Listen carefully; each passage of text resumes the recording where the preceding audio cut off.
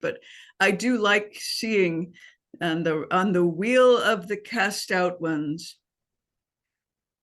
there were so many different ways they had in these records of basically saying this person has no name, you know, incognito, that's an Italian word we have in English, ex ignotis or just ignotis, from no unknown, from unknown. And then some of them are like the word you just said, proietta, thrown out, genitori, ignoti, parents unknown. This is my favorite one, felius, populi, child of the people. That's a euphemism if I ever heard one. No, yeah, but I've seen these that. are, I've seen that before. Child of the people. Yeah. yeah, these literally are children, babies that have no name. I mean, we don't really, children born out of wedlock today usually take their mother's name. These children had no name until it was assigned. So like Oliver Twist, somebody had to give them their names, and the names they gave them tended to be very fanciful, have to do with the month that they were found or something like that. They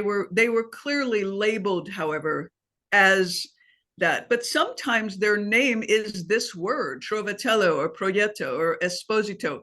It's just, wow.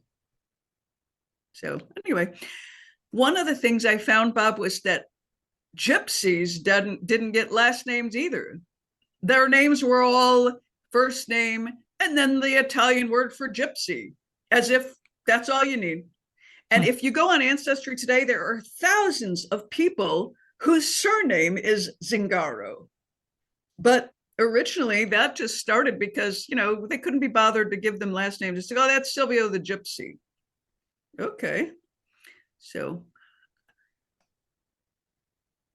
and we talked earlier about this idea that if a child was born out of wedlock, there was a civil procedure.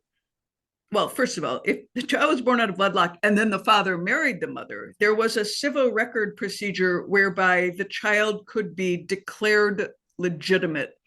So this is an example of a transcription of a record, basically declaring the legitimacy of this child now. So it was really, really important to these people to make that clear, because once the parents were married, it didn't matter that they were born out of wedlock. Now they were legitimate. I don't really use the words legitimate and illegitimate. I think that is outdated phrasing. I think saying the phrase illegitimate child is awful.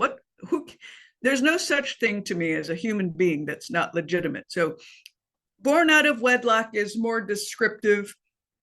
But even that phrase is kind of ancient sounding, wedlock.